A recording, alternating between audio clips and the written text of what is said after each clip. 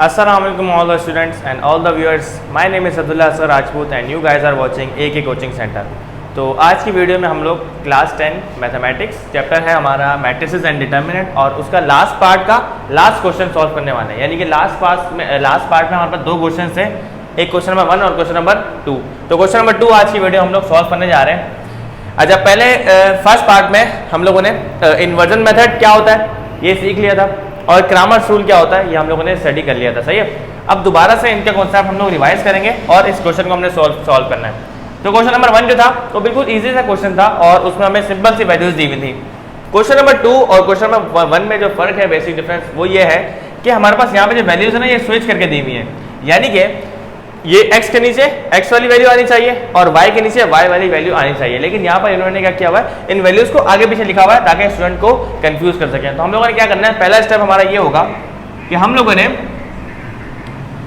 इन values को arrange करके लिखना है। अरेंज किस सेंस में करना है कि 3x जो है वो इस तरफ आ जाएगा और प्लस का 2y जो है वो इस तरफ आ जाएगा, सही है, और इक्वल्स टू के उस तरफ क्या है, 0 है। अब स्टूडेंट का सवाल ये होता है कि हमने वैल्यूज को आगे पीछे किया तो साइन कन्वर्ट क्यों नहीं हुए।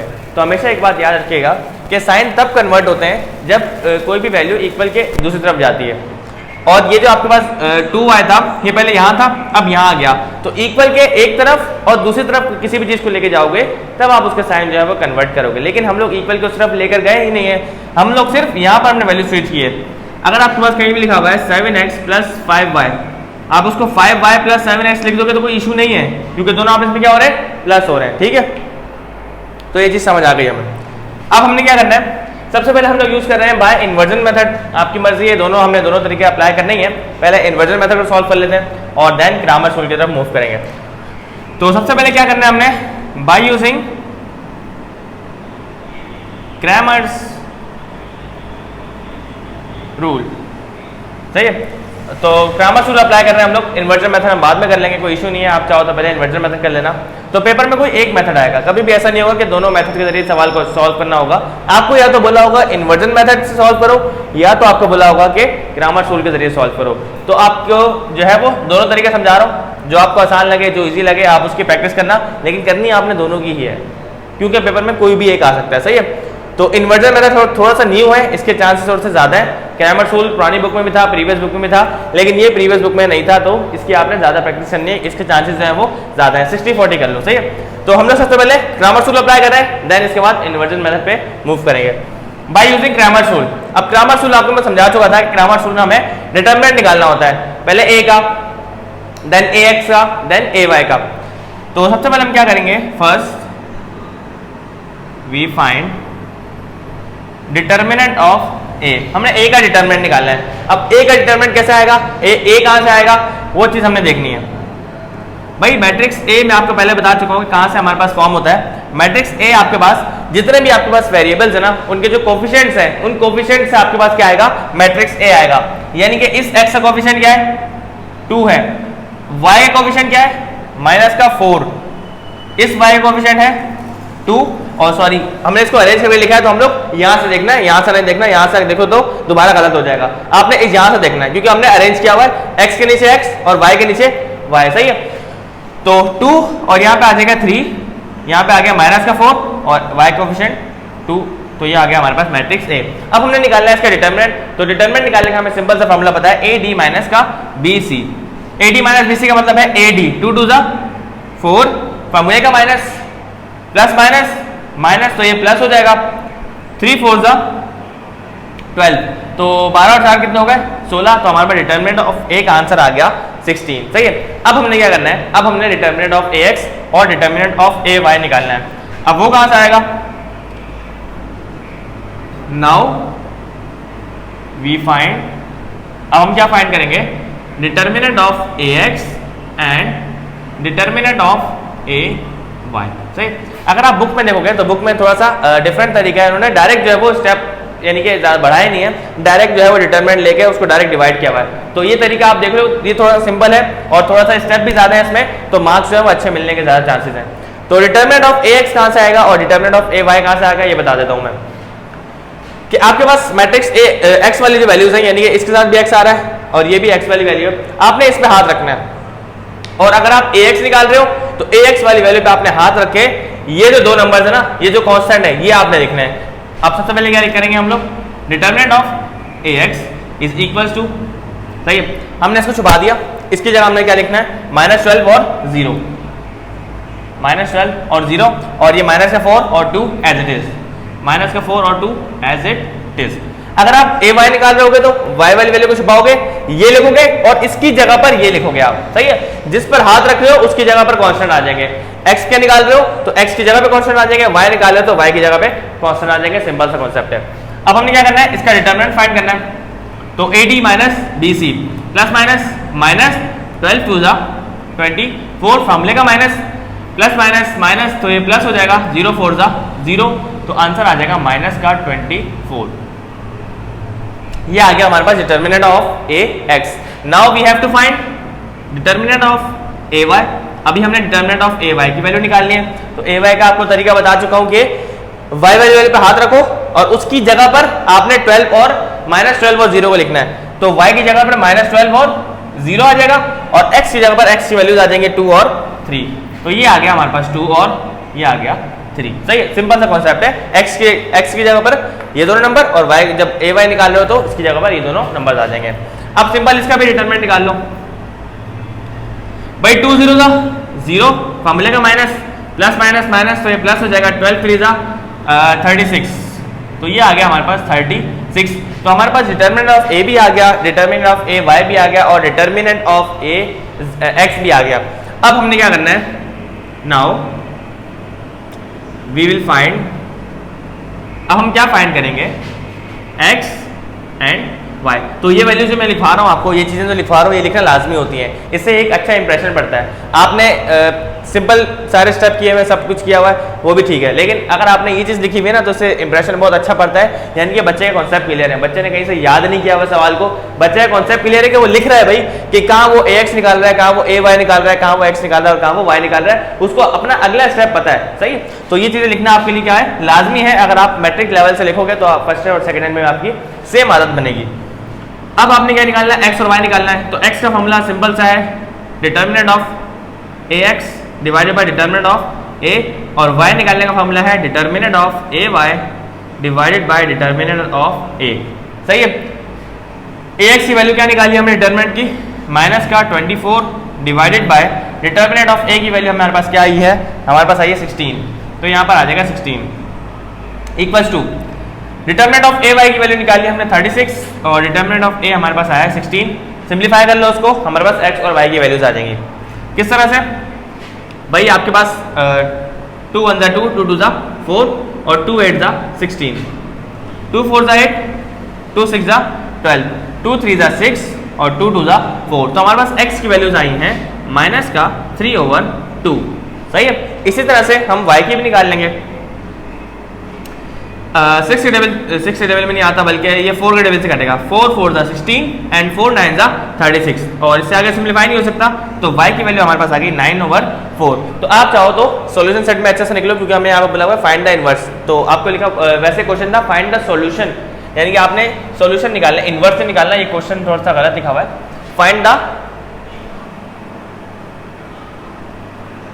सॉल्यूशन निकालना आपने, सही है। तो क्वेश्चन आप ठीक कर लीजिएगा, find the solution bye matrix inversion method and Cramer's rule. तो हमने सॉल्यूशन निकालना है, इसका मतलब x और y की वैल्यूज निकालनी थी जो कि हमने निकालनी है, और ये आ गया सॉल्यूशन सेट, और x की वैल्यू हमारे पास क्या आई है, माइनस का 3/2, और y की वैल्यू हमारे पास आई है 9/4। So this is our final answer. तो ये हमारे पास आया है क्रैमर्स रूल के जरिए। अभी सेम क्वेश्चन हम लोगों ने सॉल्व करना है बाय इन्वर्जन मेथड। अच्छा, तो अब हमें क्या करना है, अब हमने सॉल्व करना है, हमने सॉल्यूशन निकालना है बाय इन्वर्जन मेथड। तो इन्वर्जन मेथड आपको बता चुका हूं, दोबारा बता देता हूं यहाँ पे कि सबसे पहले आप लिखोगे by inversion method. Inversion method करके हमने क्या करना है, अब क्वेश्चन को सॉल्व करना है, आंसर हमारे पास सेम आएगा, बस मेथड डिफरेंट है। तो इन्वर्जन मेथड निकालने के लिए दो मेन चीजें होती हैं। नंबर 1 चीज, आपने इक्वेशन किस तरह से फॉर्म करनी है, a की वैल्यू, x की वैल्यू और b की वैल्यू, और नंबर 2 आपको फार्मूला याद होना चाहिए, फार्मूला किस तरह से लिखना है आपको वो याद होना चाहिए। सबसे पहले आप लिखो formula ax is equal to b। आपको बता चुका हूं कि a जो है वो मैट्रिक्स है कोफिशिएंट्स का, यानी कि आपके पास दो किस्म के वेरिएबल्स हैं x और y, और इनके जो कोफिशिएंट्स हैं उनसे मिलकर जो मैट्रिक्स बनेगा दैट इज मैट्रिक्स a। और मैट्रिक्स एक्स जो है वो आपके पास जो कितनी किस्म के वेरिएबल्स हैं, हमारे पास यहाँ पे 2 किस्म के वेरिएबल्स हैं तो 4, 2x और 2y, लेकिन कितनी किस्म के, तो आप बोलोगे 2 किस्म के। कौन कौन से, x और y, तो ये आ जाएंगे मैट्रिक्स x में। और मैट्रिक्स b जो है ये नंबर ऑफ कांस्टेंट है, जितना आपके पास कांस्टेंट गिवन है, क्योंकि ये नॉन होमोजेनियस इक्वेशन है तो उसमें कांस्टेंट भी एग्जिस्ट करेंगे। तो सबसे पहले हमने क्या करना है, इक्वेशन बनानी है। मैट्रिक्स a आपके पास कैसे बनाओगे कि कोएफिशिएंट लिखोगे, बल्कि इस इक्वेशन को आपने नहीं देखना, अब इसको देखना है क्योंकि हमने ये इक्वेशन अरेंज की हुई है, सही है। तो ये 2 और 3 x के कोएफिशिएंट और ये -4 और 2, माइनस लाजमी लगाना है, -4 और 2 ये आ गया a के कोएफिशिएंट। नाउ x के कोएफिशिएंट निकाल लो। x कितने किस्म के वेरिएबल्स हमारे पास, 2 किस्म के हैं, x और y। अब हम निकाल लेंगे मैट्रिक्स b, और मैट्रिक्स b क्या है हमारे पास, -12 और 0, ये हमारे पास आ गया कांस्टेंट, -12 और 0। अब हमने क्या करना है, इसी फार्मूले को अरेंज करना है x के लिए, क्योंकि हमने क्या निकालना है, x और y की वैल्यूज निकालनी है। तो यहाँ पर a है, इक्वल की उस तरफ जाएगा तो ये a इनवर्स हो जाएगा, x is equal to a inverse b। ये आ गया हमारे पास फार्मूला, और इसी फार्मूले के तहत हमें x और y की वैल्यूज मिलेगी। अब हमने क्या करना है, सिंपल से काम करना है। सबसे पहले आपने निकालना है a इनवर्स, देन उसको मल्टीप्लाई करना है b के साथ, तो आपके पास सिंपली आंसर आ जाएगा। फर्स्ट वी विल फाइंड, सबसे पहले हम क्या करेंगे, we will find a inverse, सही है। अब a इनवर्स का फार्मूला क्या होता है, a इनवर्स बराबर होता है adjoint of a divided by determinant of a, adjoint of a divided by determinant of a। Adjoint निकालना हमें अच्छी तरह से आता है, 2/2 का एडजॉइंट निकालना बहुत ही ईजी है। आप क्या करना है, हमने सिंपल इन दोनों को एक दूसरे से रेसिप्रोकल करना है, आप बोल लोगे इसको ऊपर और इसको नीचे, और इन दोनों के साइन चेंज करने हैं, सही है। अच्छा यहाँ पे तो 2 है और यहाँ पर भी 2 है, तो रेसिप्रोकल करोगे यानी कि ऊपर नीचे करोगे इनको तो कोई फर्क नहीं पड़ेगा। लेकिन काम हमें क्या करना है, सबसे पहले आपने निकालना है डिटरमिनेंट, क्योंकि डिटरमिनेंट अगर 0 आ गया तो आपके पास सॉल्यूशन नॉट पॉसिबल। लेकिन डिटरमिनेंट इसका 0 आ नहीं रहा, क्योंकि अभी हमने क्वेश्चन सॉल्व किया है ग्रामर रूल के जरिए, तो डिटरमिनेंट इसका मेरे ख्याल से 16 आ रहा था। दोबारा निकाल लेते हैं। डिटरमिनेंट ऑफ a निकालने के लिए हमें क्या करना पड़ेगा, 2 माइनस का 4, 3 और 2 is equal to ad minus bc, 2 2 जा 4, फार्मूले का माइनस प्लस माइनस माइनस से प्लस हो जाएगा, 3 4 जा 12 और 12 प्लस 4 आ गया 16, तो हमारे पास डिटरमिनेंट आ गया। Now we have to find adjoint of a, adjoint of a, सही है। a का एडजॉइंट निकालना है। एडजॉइंट निकालने का तरीका पता है हमें कि ये 2 ऊपर और ये 2 नीचे, तो 2 ऊपर नीचे होगा तो कोई फर्क नहीं पड़ेगा, तो यहाँ भी आ गया 2 और यहाँ पे भी आ गया 2। साइन चेंज करना मेन चीज है। ये माइनस का 4 है तो ये प्लस का हो जाएगा, और ये माइनस प्लस का 3 माइनस का हो जाएगा, तो ये प्लस का 4 और ये माइनस का हो गया 3, तो हमारे पास एडजॉइंट भी आ गया, एडजॉइंट भी आ गया, डिटरमिनेंट भी आ गया। सिंपल a इनवर्स का फॉर्मूला अप्लाई करना है। क्या किसके बराबर था, a इनवर्स बराबर था adjoint of a divided by determinant of a। Adjoint ये रहा हमारा 2 4 माइनस का 3 और 2 डिवाइडेड बाय होल डिवाइड में क्या आ जाएगा हमारे पास, डिटरमिनेंट कितना आया 16, तो सबके नीचे अलग अलग 16 आ जाएगा। कैसे भाई, 2 ओवर 16 माइनस 3 ओवर 16, 4 ओवर 16 और 2 ओवर 16 और ब्रैकेट क्लोज, सही है। 2 1 2 2 8 16, हमारे पास a इनवर्स का आंसर आने लगा है, तो ये हो जाएगा 1/8, और ये सॉल्व नहीं हो सकता तो ये हो जाएगा -3 ओवर 16, 4 ओवर 16, 4 1 4 4 4 16, तो ये हो जाएगा 1/4, 2 1 2 2 8 16, तो ये हो जाएगा 1/8।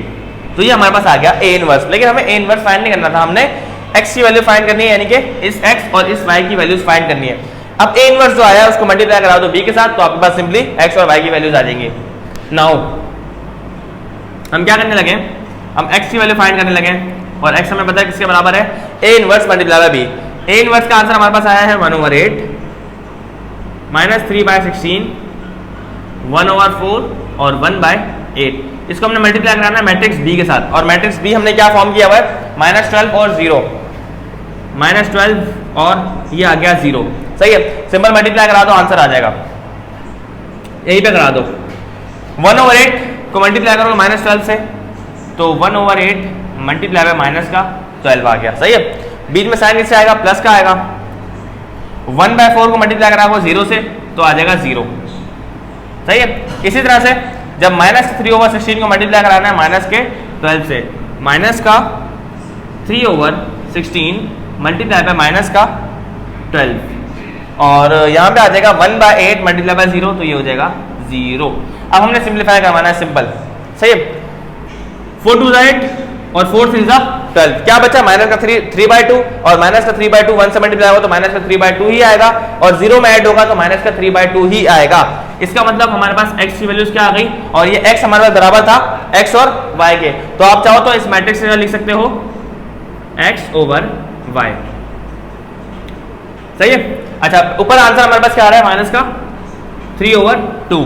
अब नीचे y की वैल्यू निकालनी है, 4 4 16 और 4 3 12 और ये माइनस माइनस से हो गया प्लस हो गया, 3 3 9, तो आंसर हमारे पास आ रहा है 9/4। तो हमारे पास y की वैल्यू आ गई 9/4। इस तरह से हमने x और y की वैल्यूज दोनों की फाइंड कर ली। ये x की वैल्यू और ये आ गई y की वैल्यू, तो सेम आ रही है। हमने दोनों मेथड से निकाल के देखी है, क्रामर्स रूल से भी और इन्वर्जन मेथड से भी, तो सेम आ रही है। इसका मतलब कि प्रूव हो गया कि मेथड कोई भी हो अगर सही होगा तो आपका आंसर जो है वो बिल्कुल वैलिड आएगा, बिल्कुल एक्यूरेट आएगा। तो आई होप आपको एक्सरसाइज 19.2 बिल्कुल क्लियर हो गई होगी, एक एक पार्ट से सॉल्व करवाया। अगर किसी भी पार्ट में कोई भी मसला है तो आपने कमेंट सेक्शन में लाजमी हमें बताना है। नेक्स्ट चैप्टर इंशाल्लाह हम लोग स्टार्ट करेंगे थ्योरी ऑफ क्वाड्रेटिक इक्वेशन।